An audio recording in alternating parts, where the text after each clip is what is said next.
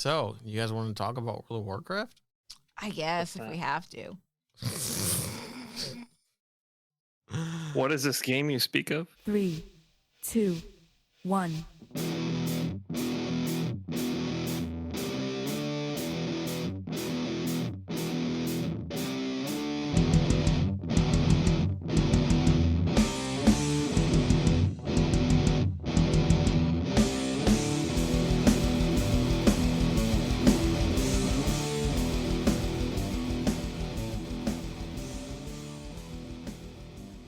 All right, well, welcome back to another episode of Server Restart In. It is a weekly World of Warcraft podcast hosted by three opinionated players who like to get together to discuss their thoughts about the current state of the game. My name is Jim. I'm joined by Kristen. Hello. And Brian. Hi. And we are 5 days from patch 10.1.5 being released. Oh, is this the one that makes it so we can actually do stuff with cross-faction? No, I was wrong about that. It is Fuck. cross-realm trading, not cross-faction queuing. Yay.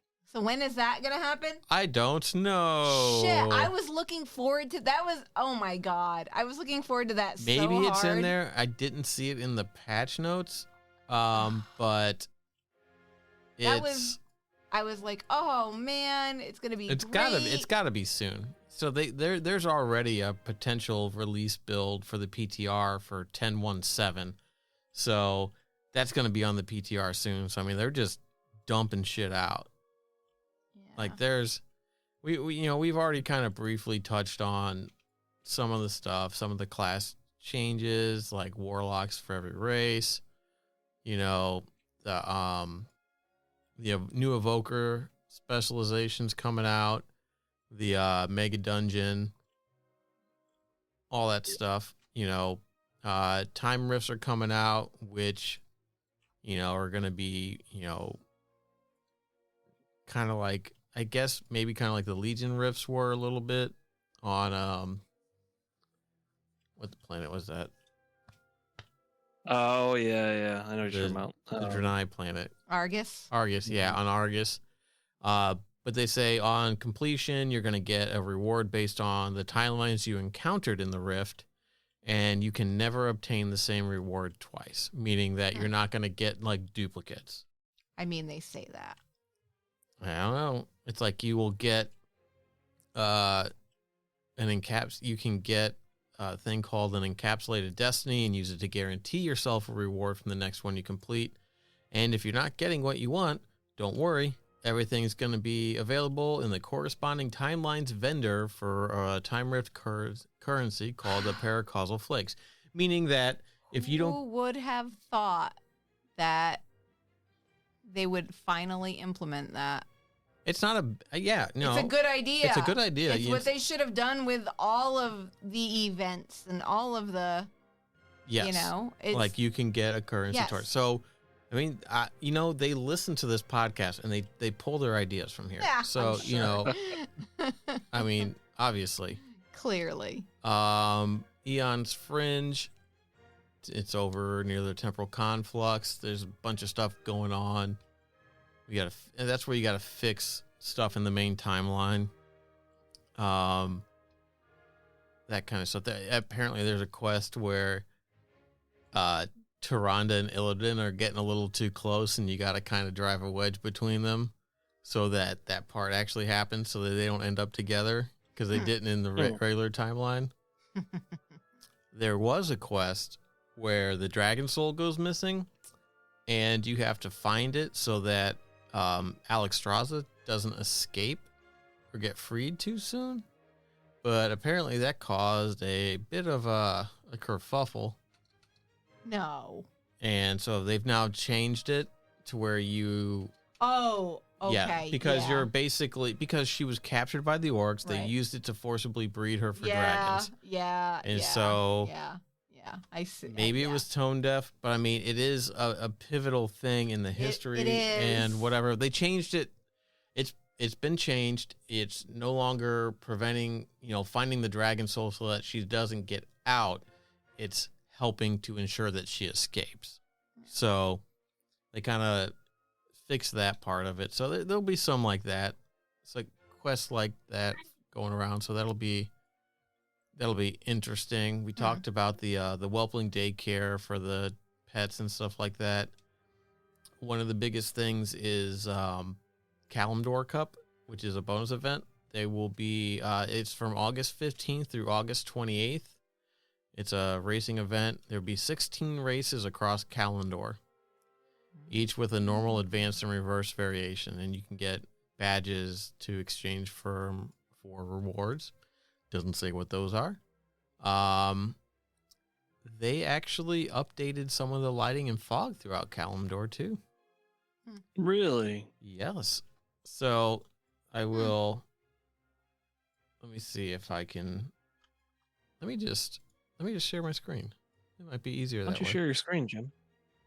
Yeah. That screen share. Might be easier. So as you can see here, this is in probably Red Ridge, or wherever the Fire Mountain is. I forget the hell the name of it. Where the do you see how it's a little bit more clear? You got a lot. It's not as blurry. And then this is another angle from a different area. You know, you just wow. It looks a lot better. You know, it's like they cleared up some of the fog, changed it so it's not as old looking. It makes it look a lot better. So, you know, it's pretty neat. It's And pretty I'm good. not gonna share anymore. Yay. Because that's unnecessary. Added some updates for some character, more fur colors for the Worgen, a new eye color for the Maghar Orc, fix some stuff with the non-glowing eyes, blah blah blah. Blah, blah, blah. One of the big things is all restrictions for unlocking allied races have been removed except for the level requirement. The level requirement is now once you have a level 40 character on your account. So it used to be 50. So, I mean, it's like once you hit level 40, all the races are unlocked. You can probably go do the quests. Any character from levels 10 to 60 that haven't been logged in for 2 months get the welcome back gift, which they can use, which will take them to the main city, clear their quest logs, blah, blah, blah, give them a bunch of gear and stuff like that so they can start getting into the next stuff. Characters now learn the appropriate mount riding skill upon reaching the appropriate level without needing to visit a mount trainer. So that means riding is now granted when you hit the level, meaning you don't have to go train. So you don't have to pay for That's it? a good thing. I'm guessing you don't have to pay for it, which means we're all out all that fucking money. A lot of money. I don't know if you still need to get cold weather flying or if they took that out. Like for Northrend, you needed the cold weather flying. Yeah. They may still have stuff like that. When they hit level 30, they'll get the quest Time to Fly, and they'll be awarded a flying mount. So it looks like there's 2 new mounts, the Harbor Griffin and Scarlet Pterodax. So I don't know if... It sounds like those are Zandalar and... faction. They are faction. Yeah. Right. Yeah. I'm sorry. That one's Griffin for... is the Alliance. Yeah. But I don't know if you get them automatically since we're already all max level, or if we have to go buy them, or what, or level a character to 30. Probably have to level a character. It will be interesting. We talked about the changes to Siege of Orgrimmar and whatnot. Oh, that you can just go in and... Yeah, once you've killed him once, you can just go straight to him. They adjusted some boss health stuff in the Chromie time for some of the classic dungeons. Cross-realm trading, which is not cross-realm queuing, which sucks. Updated some crafting things. Yep. So Chromie time stuff, user interface stuff. There's a lot in here for a half patch. For like, a .5 patch. Mm-hmm. Which is crazy. And the fact that there's potentially a .7 coming out, that's gonna be insane. Because I mean, if they're just dumping this kind of content out, I don't know. It's kind of ridiculous. Looking forward to it. Also, coming on July 11th through the 18th is the picnic basket toy as a Twitch drop. The picnic basket. So if you do that kind of stuff, it puts down the little beach umbrella and stuff, and like so you can have like a little picnic thing. Oh, I think I have that toy. Yeah, I don't know where it came from and all that stuff. It was like I think a Valentine's Day event or something. Could be. I'm not sure if it's the same or not. But Sounds super fancy, you know what? It's a free toy. I guess. Free is free. So, I think last week we talked a little bit about the tier 3 sets potentially being craftable. Yeah. So it's not confirmed, but there was an interview with Mr. Hazakastas talking about it, and he's been talking about wanting to, they added in old recipes from like Zul'Gurub, right? There you can go craft things that you can no longer get because they changed it from a raid to a dungeon. So there were raid drops that you can't get anymore. So you can't get the transmog, so they're adding it. So they're looking at the potential stuff for the tier 3. And one of the things that they're trying to be mindful of is that there's a lot of people out there there are some people who got it when they raided Vanilla and Axe. But there's a lot of people that also apparently have been spending millions of gold on the black market auction house to buy the pieces. Sure. Ooh.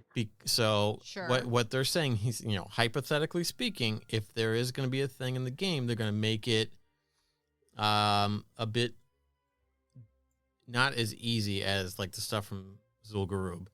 It's going to be a significant investment in dedication as well as a gold sink. Like you're going to have to craft a bunch of like high-end, low-level, not low-level, but like high-end, like vanilla type items and stuff like that.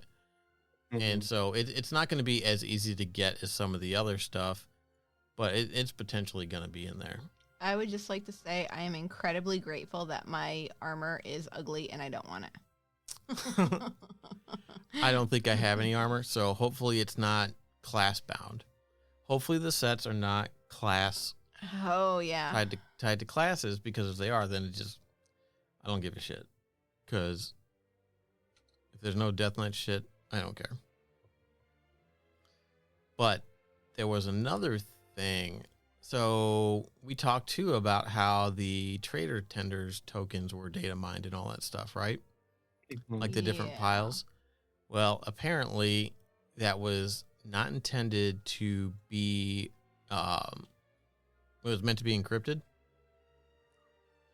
But he's also Ian's also come out and said that it will not be available for single purchases. They said that there may be a thing where they include it in a bundle, like for when you buy like a certain level of an expansion. So like if you buy, instead of the base level, you buy like the mid or the high level expansion thing, it may come bundled with some, but it's not intended to just be you can go and buy it. Like expansion deluxe editions or big bundles they have on the store. So it's not going to be something that you can just go buy. It's just kind of like a little bonus thing. Yeah, maybe it's an incentive to buy the bigger things, but if the stuff is gonna stick around in the trading post and come back, maybe a little bit of self-restraint is in order, to just wait it out. But yeah, they specifically have come out and said that they will not be sold individually from the shop. So you're not gonna get those kind of microtransactions for money. Well, there goes my intentions. Yeah, well, I mean, just think of all the money you'll save. It's true. I mean, gosh. if if they were gonna do it in like we had talked about last week and switch away from a subscription model Mm-hmm. to where the game's just buy to play. You buy the expansion, you have access to it and everything before it, like all the old expansions and stuff like that. And with the trading post being purely cosmetic, having a way to earn it in game or buy it, as long as there's no cap either way. You know, if there is a cap, Right, it's yeah. capped both ways, kind of thing. But then I'm okay with it because, like, Guild Wars 2 has a system like that. They have their main gold currency, which you use for whatever, and then they have like these gems, which you use to buy cosmetics and like XP potions and stuff like that, and cosmetic, all just kind of cosmetic stuff from the store.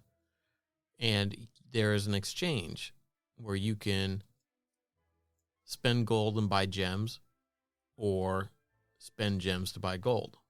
Because sometimes you might want gold to buy stuff off of the auction house for crafting legendary items. You know, that's a thing, you know. But it's just that it can go back and forth, and then the store is pretty much just cosmetic for the most part, or mount skins and stuff like that. And so if they had something like that, I think I'd be kind of okay with it. Yeah. But I don't think that's I that would bad. like to say though, I would be less than okay with it only because Guild Wars 2 is a buy to play game and not a sub. And I started that whole thing by Yeah. saying if they were to go to a buy to play model, Yeah. I'd be okay with it. Yeah. The fact that it's a Yeah. sub, if they're going to leave it as a sub, but put an option to be free to play, but the sub gives you like a stipend or something like that, then kind of like ESO did, Yeah. you know, that might be a little bit different. But yeah, I know. I definitely agree that having stuff like that and having a sub is kind of shit. Yeah.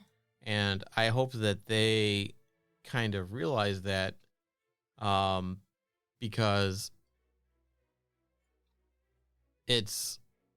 you'll piss a lot of people off if you try to do that and have a sub. So yeah.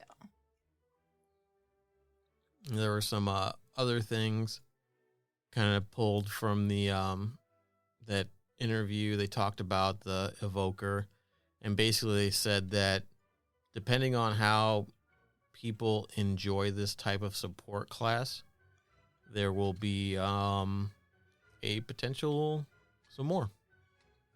It's kind of like, which is good, you Good. know. It makes Good. sense, right? Because they kind of did that with, what did they do that with? I mean, Death Knights were like a hero class, and they kind of like rolled away from that because,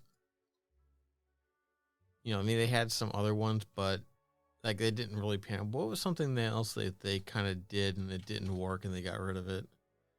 Garrisons.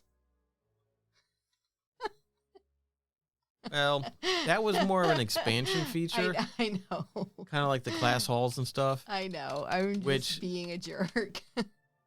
Which it would be cool if they would find ways to make them relevant again. Yeah, it'd be nice. You know what I mean? It's like, I guess they can't really do it with the garrisons because technically that's supposed to be a pocket universe, and eventually it's supposed to get subsumed by the main timeline, but it just hasn't for some reason. I don't know if that's because the aspects lost their powers, but they redid their oath stones in Dragonflight, so are they aspects again? Are they immortal again like they were? Or what? Because if they are, does that mean that it's going to make the timeline start collapsing in on themselves again like they used to back in the day? Nobody talks about the collapsing timelines. But, yeah, I mean, I feel that the support type thing is going to be pretty good. As far as, like, it's a unique concept, and I think it can play well as long as, you know, it's maintained well enough and it doesn't really cause too much of an issue.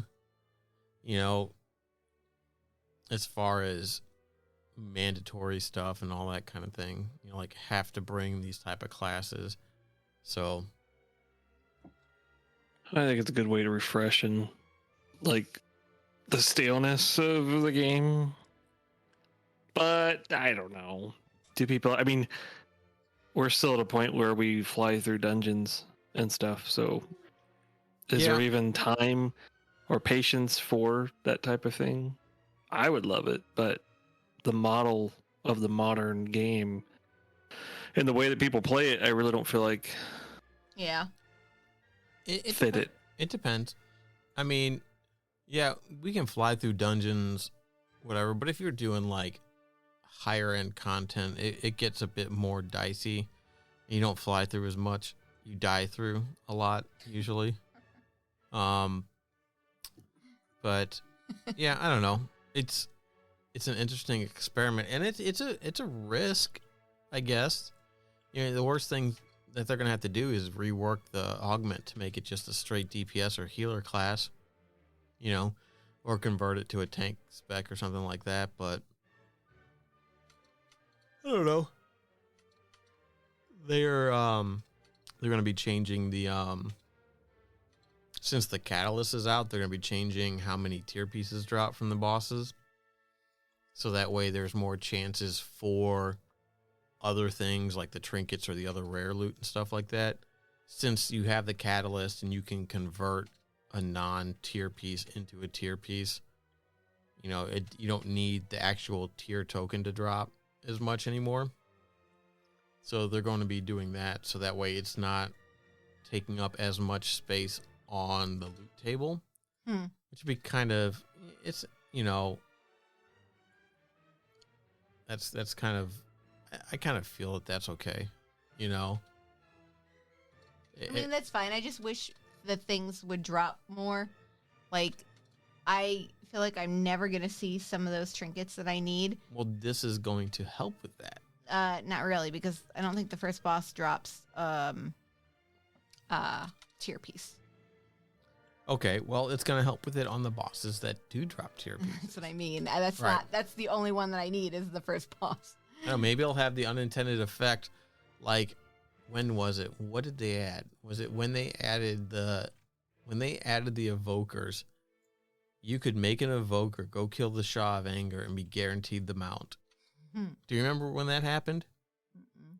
It was the world boss, and it was because initially when they came out, the way those loot tables were based off of class and whatnot, and the evoker wasn't on those loot tables. So the only piece of gear that they were eligible to get was the mount.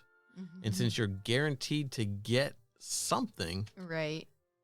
That's funny. It was the mount. Yeah, that's pretty funny. Yeah, I missed out on that. It was fixed by then, but yeah, like, oh no, why didn't I make an evoker? I did. I just didn't go over there. Why didn't I level an evoker? Another thing that they're doing is the catalyst for the end of Shadowlands raid and Shadowlands Season 3 and Dragonflight Season 1. If you get a piece of gear from those, you can use the appropriate either catalyst thing to turn it into tier gear for that, just like for transmog purposes, for free. Oh yeah. So if you go in and you do some stuff in anything that's Season 1, like I don't know if that means just stuff from the raid, like Dragonflight Season 1, but definitely Sepulchre are the first ones for Season 3. You can get stuff and turn it into like tier loot for free. So you can mog farm easier. So that, you know what I mean? Like, so if you get pants from there, you can get the appearance for that. Oh, and it says Vault of the Incarnates or Forbidden Reach gear for Dragonflight Season 1. So if you do the raid or if you go to the Forbidden Reach, you can actually use that to build out tier pieces. So you can complete sets. Which is pretty neat, you know, because I don't think, I mean, the creation catalyst was first added for Shadowlands Season 3. Like, it didn't exist before then, so it kind of makes sense. But that's a pretty neat change. You know, it'll help especially when you're farming. And I'm assuming that's going to be that way going forward.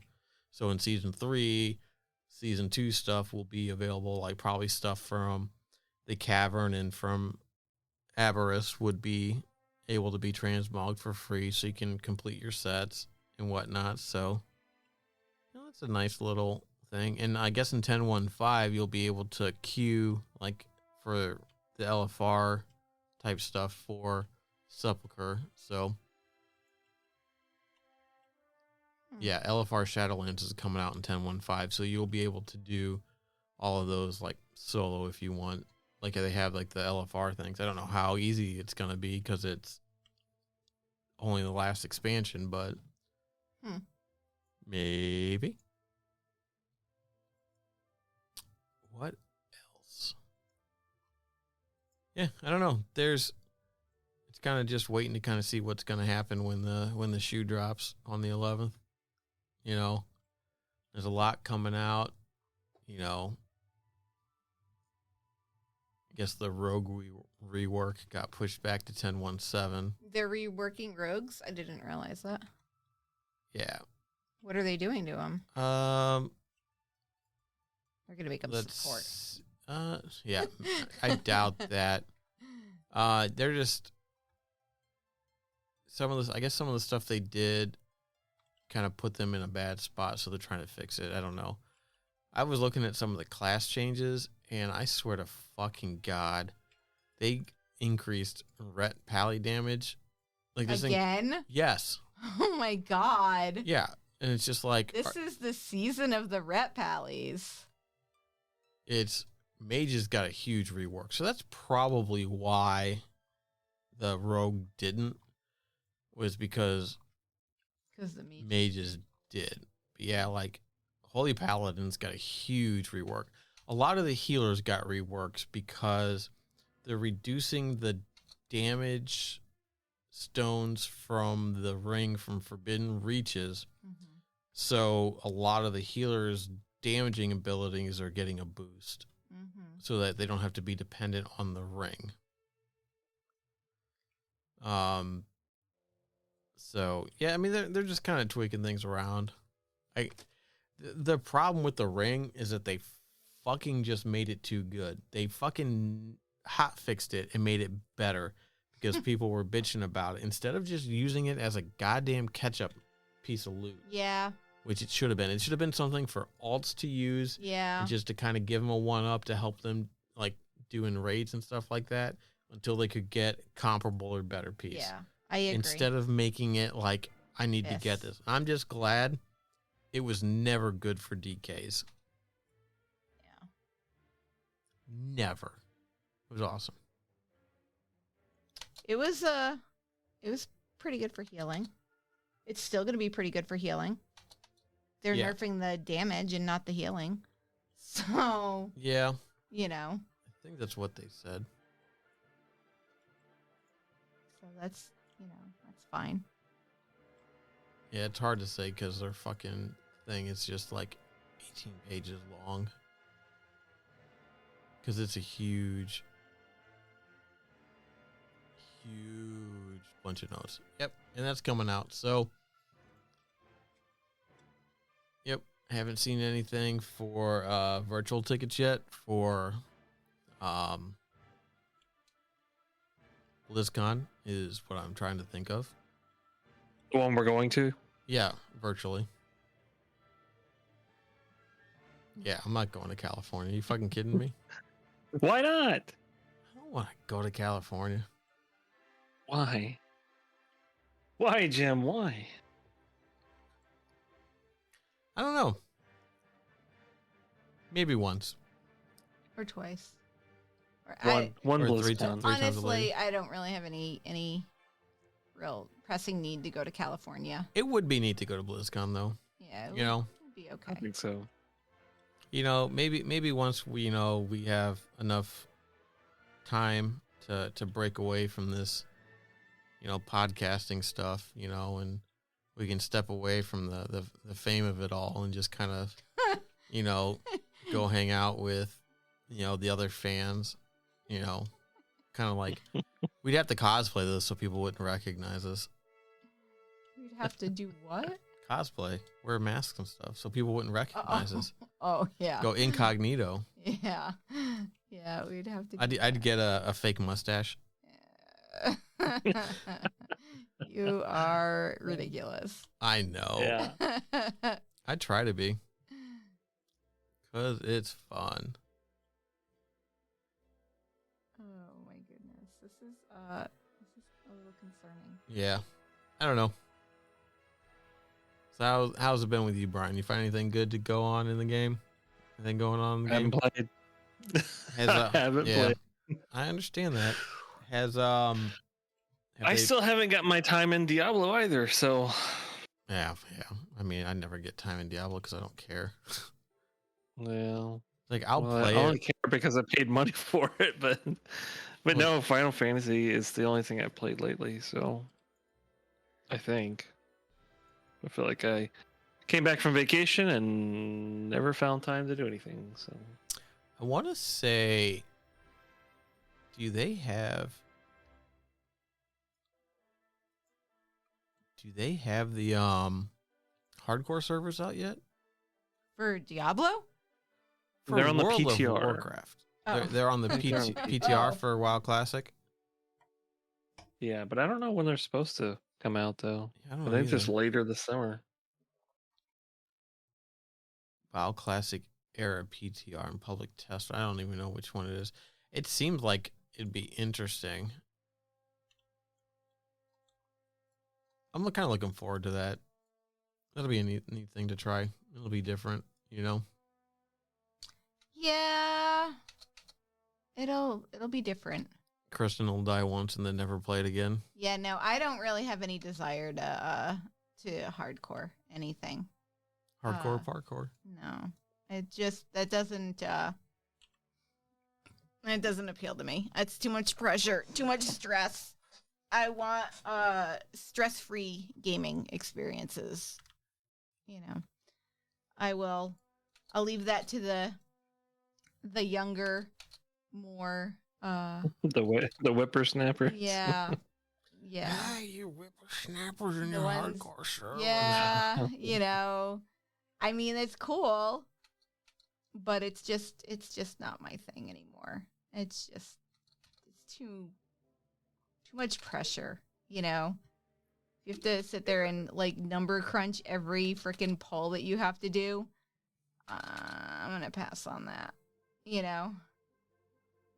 Like I want to run in, kill 50 things at once. Like, wow, now. Yeah, I was talking with somebody at work that's going to be doing some classic on the PTR stuff.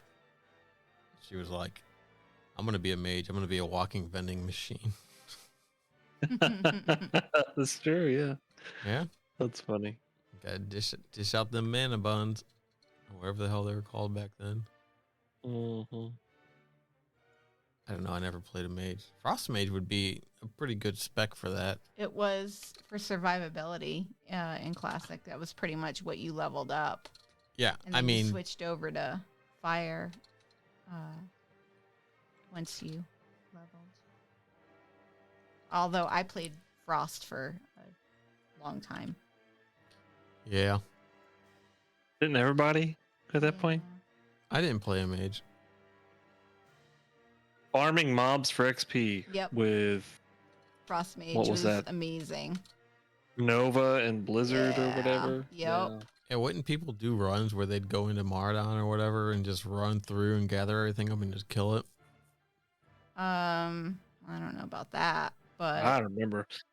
My buddy had a mage in vanilla, and I would log into his account when he was working, and log into my account and follow, and then go to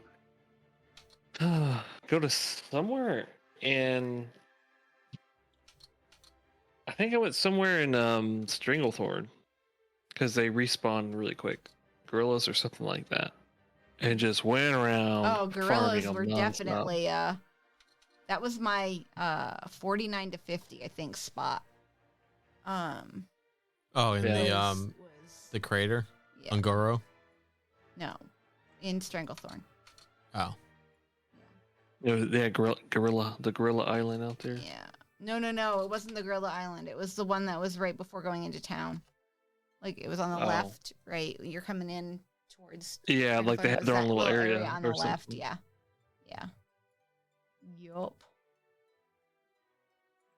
Yup. All right. Well, I think that pretty much covers everything that is kind of going out. We'll have some more after 10.15 comes out, maybe. We'll see. We'll see if it's worth all the hype.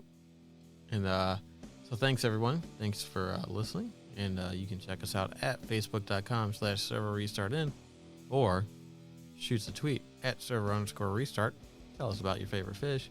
And we'll catch you guys next week. Bye. You're still trying to make that fish happen. Bye. Tell us about your favorite fish.